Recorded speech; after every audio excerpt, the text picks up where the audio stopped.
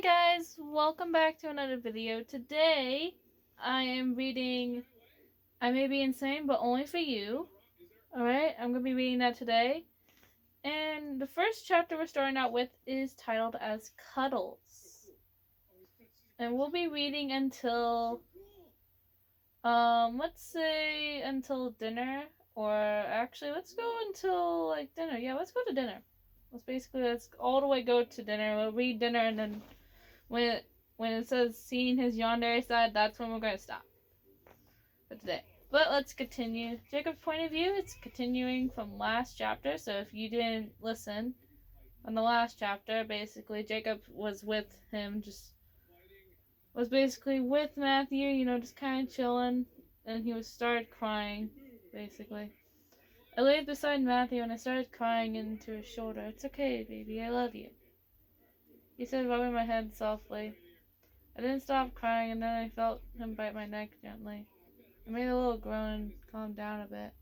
"Did Dirk tell you that was a weak spot for me?"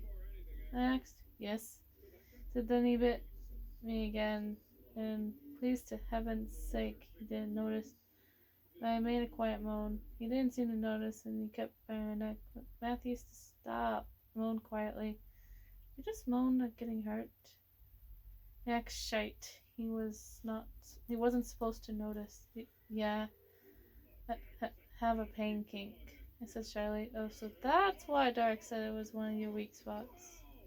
But then he bit my neck more and just couldn't contain the moans. They were Dark for knowing that I got this damn pain kink. "But Matthew," moan. I moved Matthew to where we were mere inches apart, and I kissed him. "I love you, Legion. Such as. I whispered. "I love you too, baby," he whispered. Our lips moved in perfect sync. In such a perfect kiss. I can't really purr, but it's like perfect. That's the best I can do. And I loved every second of it. He pulled away and I looked into his silver eyes. He rubbed between my ears and I purred. "Do you enjoy that?"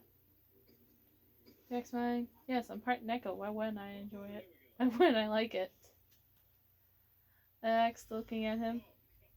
"I don't know. At least you're not crying anymore," he said, smiling. "Yeah. But did you have to use my king against me?" Next, "Well, it was a way to make you feel better, and now you feel better." Said, smiling again. "Now, how about we cuddle?" Next, "We can cuddle, baby," he said, smiling. "I think I'm going to torture you for saying that I needed to rest when I was perfectly fine." "Perfectly fine." So I climbed out of bed, put the covers over him, and then I took off my clothes and laid them on the nightstand. Then I crawled in beside him and cuddled him against my chest. He was silent, so flustered that he didn't know what to say. I kissed his forehead and smiled. "I love you," I whispered. "I love you too, baby," he whispered, smiling. Then we fell asleep. And now you get to see Jacob's yandere side. But not necessarily Matthew doesn't see it, but you guys will get to see his yandere side. Jacob's point of view. I'm going to say this. We broke up. Yeah. A year later, after Matthew started dating Esperanza after Jacob and Matthew broke up. But Jacob still loves Matthew, so we only broke up because of his parents. I still love him, and like I said, no one can have him. I saw him and Esperanza talking, and I heard him say this: "Will you go out with me?" Of course, she said yes to him. Who wouldn't say yes to him? He's adorable and amazing. Let's put a stop to this once and for all. While at lunch, Esperanza was alone in the bathroom. I walked in and blocked her only exit with a magic field. Then it became visible and I looked at her. She was looking in the mirror, checking out her makeup. And I smiled evilly. One girl is standing in the bathroom by herself, seems to be watched by someone. I said, Still with that evil smile, she looked in my direction. I smirked. What are you doing in the girls' bathroom? She asked. Now, Jacob can go into either the girls' or the boys' bathroom. He doesn't have to go into the boys' bathroom because he has both parts.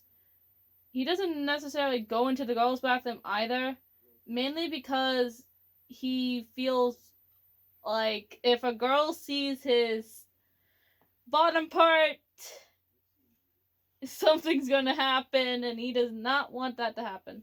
Because he got a decent size for someone who has both parts. He got a decent size down there. So he doesn't want a girl to be all up on that unless he's dating that girl. But I just thought I would just mention that. Oh dear, you shouldn't be worried about that, I said, smiling evilly. Get out of here, she said. I stepped closer to her. Now see, I'm not killing her myself. No, I got a better way. Jacob basically hypnotizes people to kill them. He doesn't do it on his own. What he does is that he'll basically, if they're humans, he'll have them look at his red eye and hypnotize them. He has a very good skill at doing that. He basically just, knows to make people look at his eye, at his red eye. My hair moved over to show my menacing red eye. His red eye is his hypnotizing eye, basically. Now, dear, I have a favor to ask you, I said. She looked at me. She's hypnotized now. What is it? She asked. I handed her a knife, and I smirked. Stab yourself in the heart. Now, see, normally, for a human, getting stabbed in the heart is a lot harder to do because you have a rib cage here. You have your bones protecting your heart. But in this story, basically, I made it to where Jacob basically gives her enough strength to actually kill herself with the knife. So, but yeah, she dies. I said, smirking. She did it as I said, and she died right then and there. So easy to manipulate, just like the wind. Yeah, basically, for him, humans are very easy to manipulate. Because he can control any human just by an easy, little thing. Just by an easy little, hypnotizing. Let's continue, I whispered. I used my magic to get rid of the body and the knife, as well as the field and the evidence. Any blood stains that were left on the ground, basically. You can get rid of it all by just using magic. Then I walked out like nothing happened. Hey, Jacob, have you seen Esperanza? Matthew asked, just the baby boy I wanted to talk to. Oh no, I heard she overdosed, like today, right before lunch. Jacob, I know you're still obsessed with me. Why don't you just move on? He asked. Matthew, I can't move on. You meant for me. Please, just let me show you what I can do for... No, you listen to me. No, you killed her somehow. You just know... You know if you get caught, you'll be in jail, Matthew said. Shots. I can't be contained. I'm uncontainable. He's not wrong. He really is. There's not very many ways you can imprison Jacob because he has a lot of magic. He is very strong and very powerful. That's why he's very hard to contain. But I'm not trying to spoil anything for my newest series, which I know you guys have probably seen a couple of times when I've loaded up stories before. You guys have seen me scroll over a story called Pretty Little Hurt Angel. That is basically the Diary Season 2 or Bad Dreams series. And I'm working on it right now. I'm working on Book 2, publishing each one of the chapters for Book 1, and working on Book 2, and then I'm going to be updating Book 1 with new versions of it to make it better and longer. Also seem like an actual book, not a novella. But let's just continue. Don't whimper, baby. Oh, I skipped a part. I skipped a part. I said I stepped closer to him, and he backed up. This process kept repeating until he bumped into the wall, and I pinned him against the wall. Put my leg between his, and he whimpered. Don't whimper, baby boy. Jake is here to keep you safe. I said, smiling. Jacob, please stop, he begged.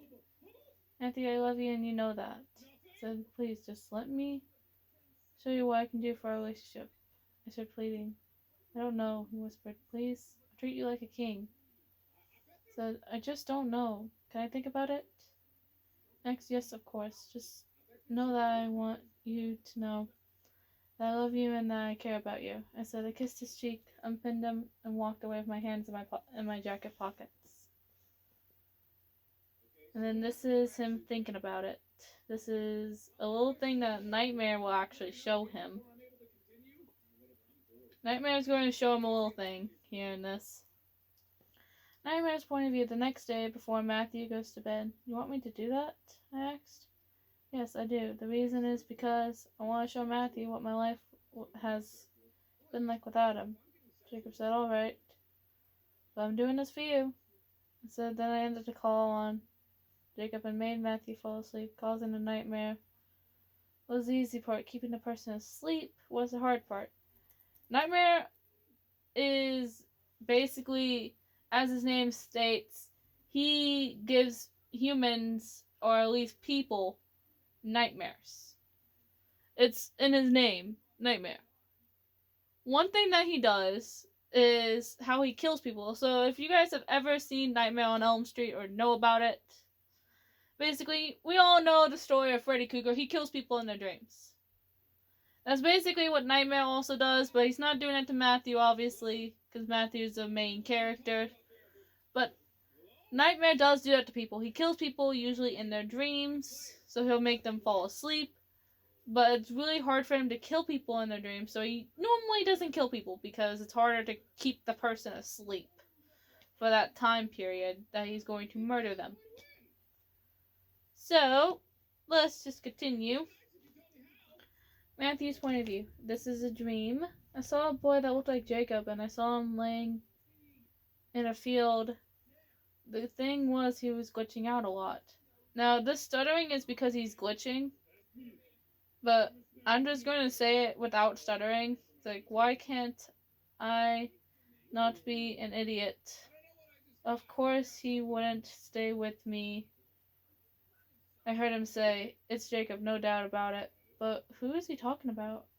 And then here's another little line from him. Maybe Matthew will understand that I really want to be with him.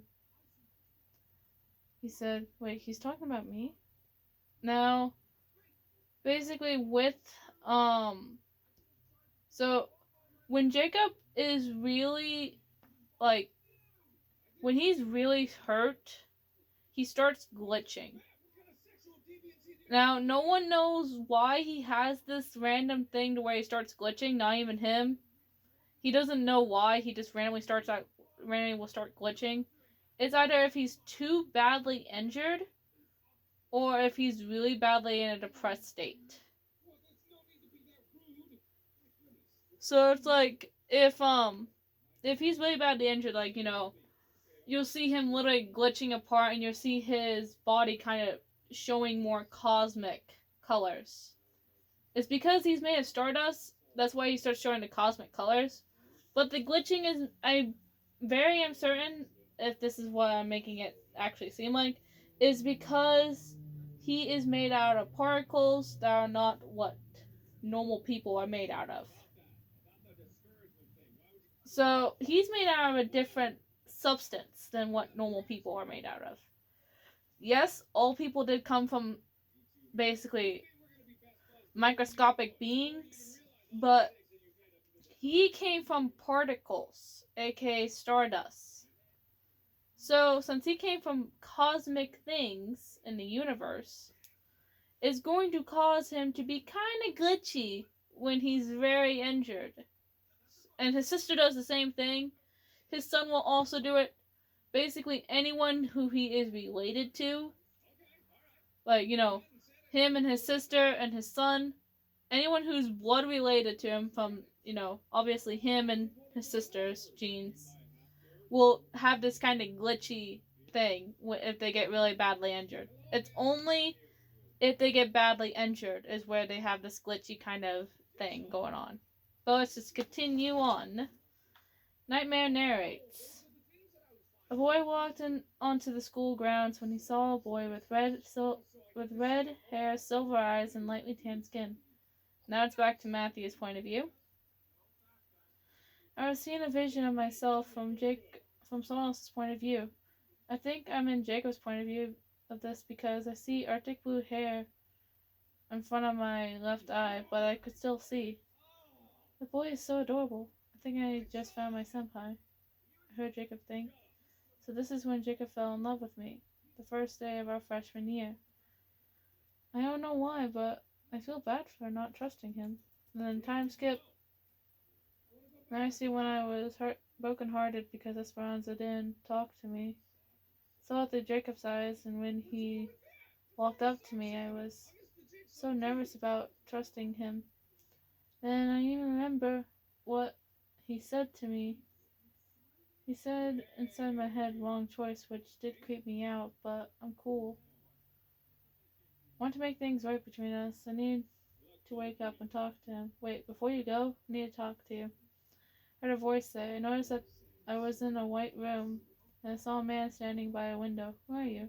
I asked. My name's Nightmare. Jacob wanted me to show you this because his life sucked without you. He said no. I said, now go, kid. He said, smiling, then I woke up. Yeah, Nightmare's not that much older than Jacob. He's in his 20s. He's around the same age as Ethan is, basically, so, he's going to be at least in his 20s. Ethan's, almost 30, I think. I'm not completely sure, but I think he's almost 30. Well, whatever. It's whatever. Alright. So, Jacob's point of view. This is 2 weeks later. The chapter is talking to his parents, so he's going to go talk to Matthew's parents. I went to the park and I saw Matthew's parents there. I was so nervous. I was nervous to do this, but I walked over to them. Hey, I said shyly. Oh, hello, dear, his mom said. Can I ask for you guys' approval? I asked for? His dad asked. I want you to date your son, Matthew. I said I knew which parent was the demon and which one was the angel. His mom, Matthew's mother is the demon and his dad's the angel. So I don't know.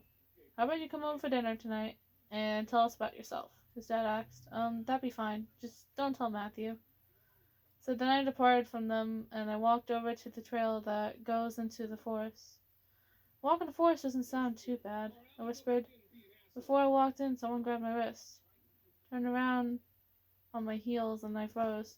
Matthew looked dead at me, and he was smiling. Can we walk together?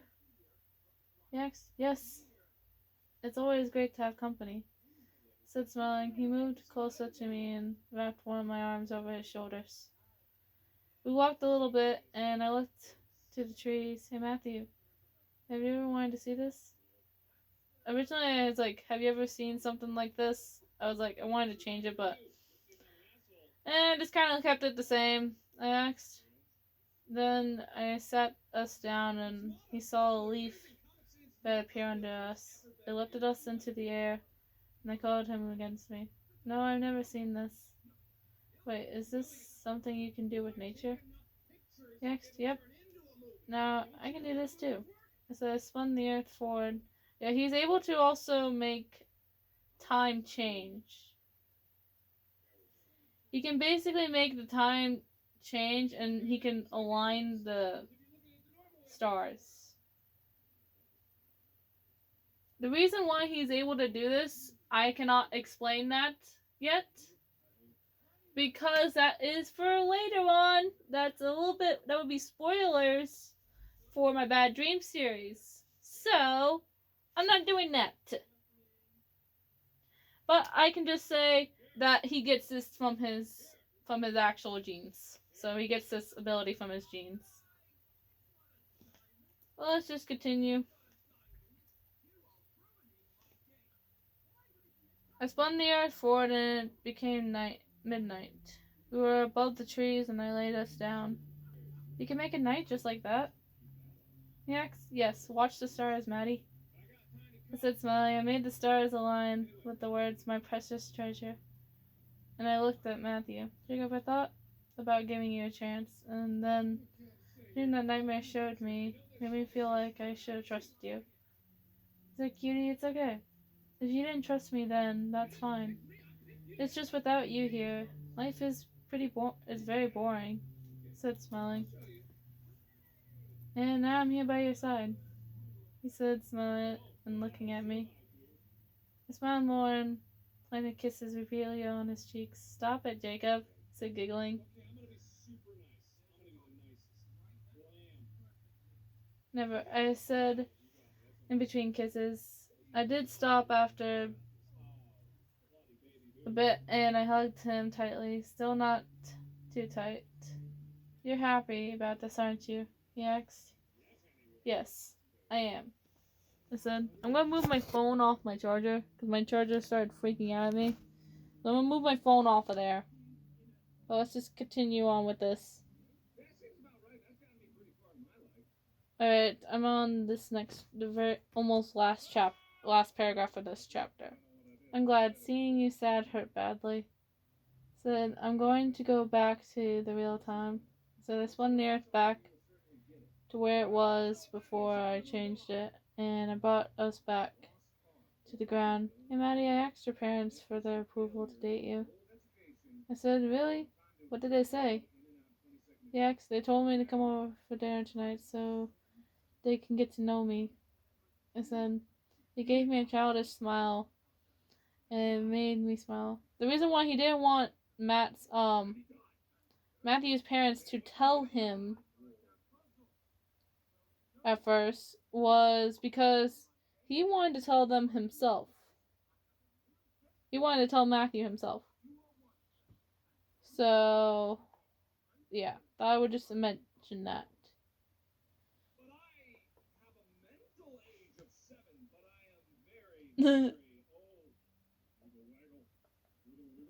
Oh my goodness, I love this video that I'm watching on my Xbox. You guys can't hear it though. It's a Markiplier video playing on my Xbox right now.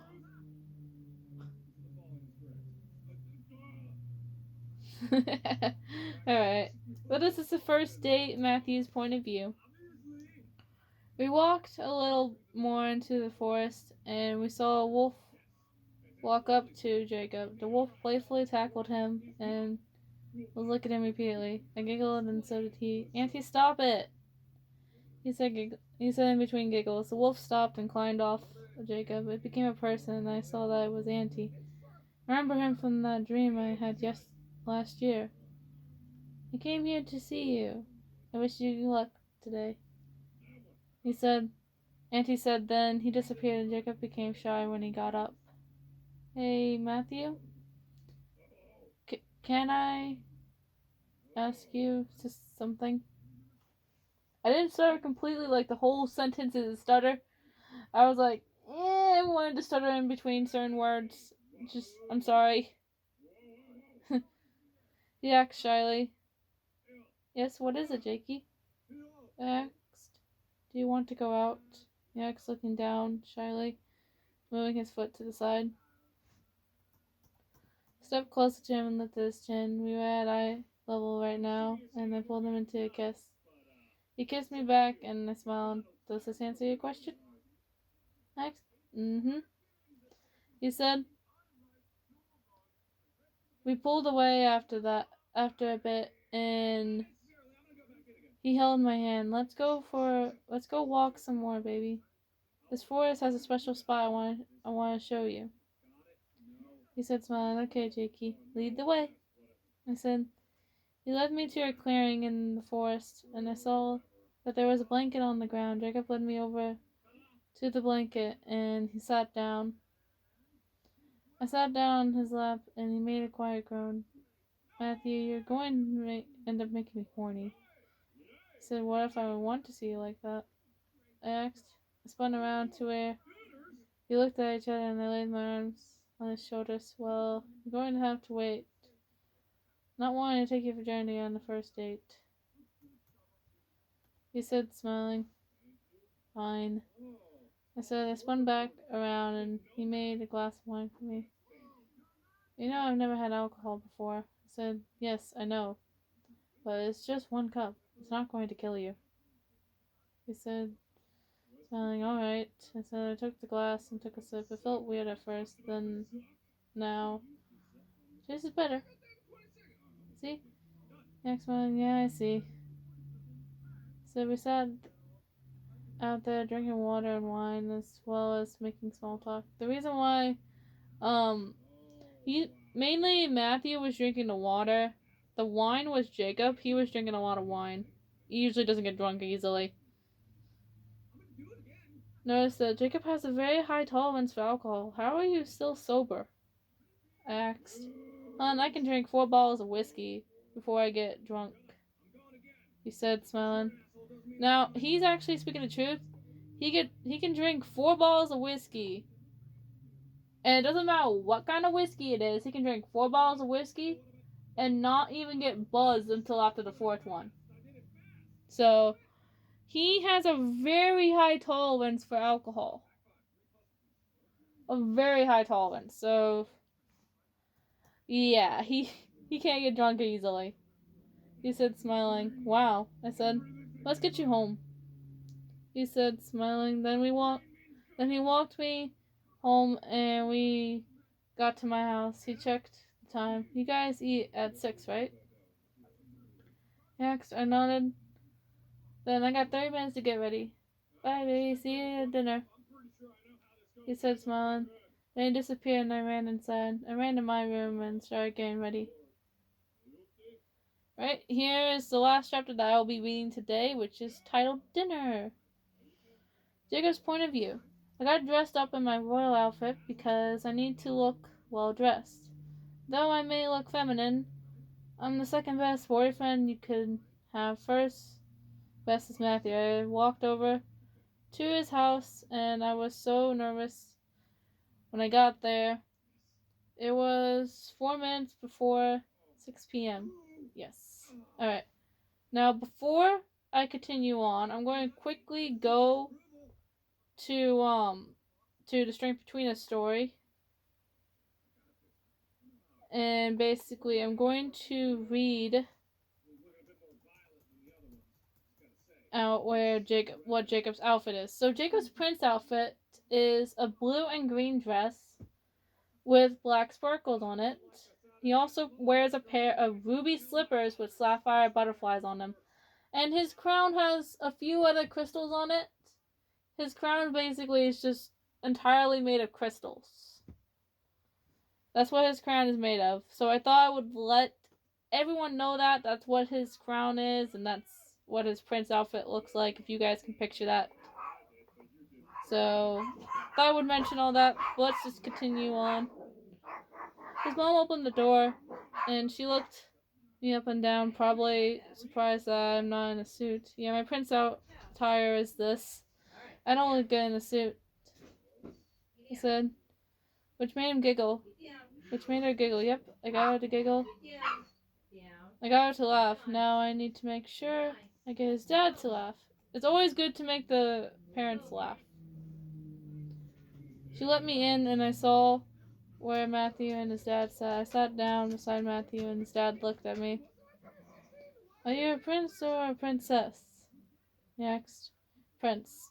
I said. His mom sat down beside him and they both looked at me.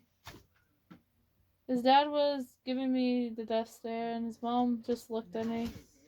Hey, here, you two are 30 now, right? I asked them, and they nodded, looking confused. Well, you two have lived a month of birthdays. Misty, go out there.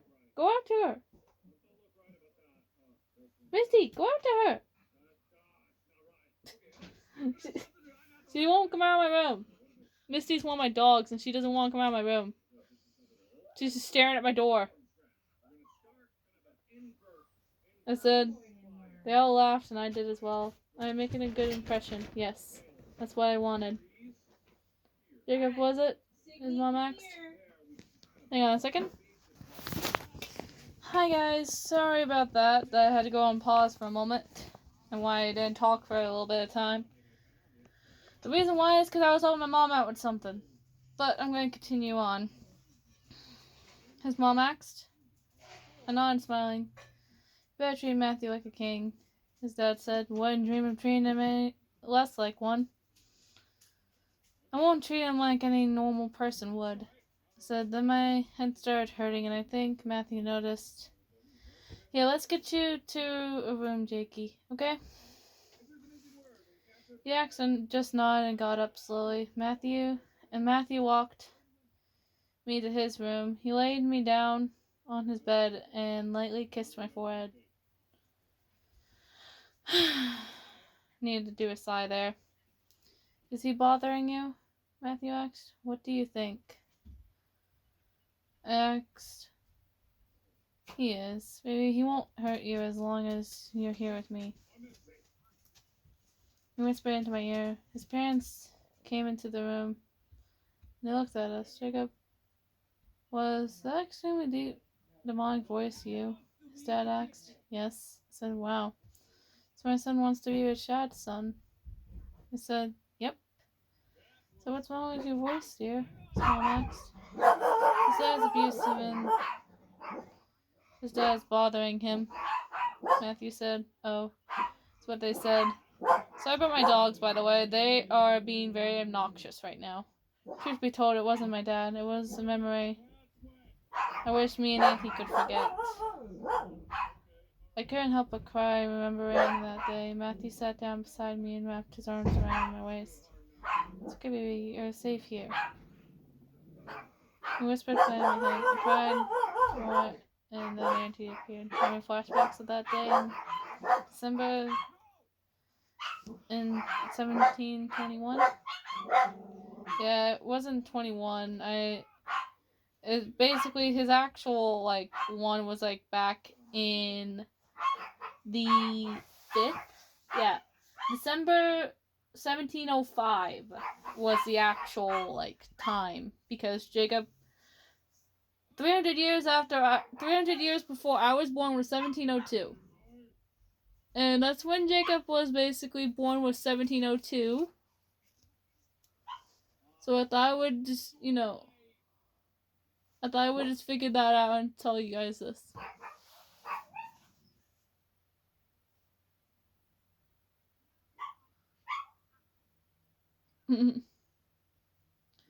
Alright, now let's just continue.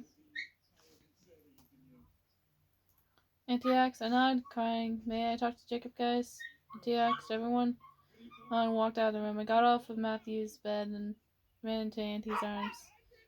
I cried into his chest and he patted my head. Jacob, I know that I hate the memory and wish we could forget it, but I know that if that never happened, our bond wouldn't be as strong as it is now.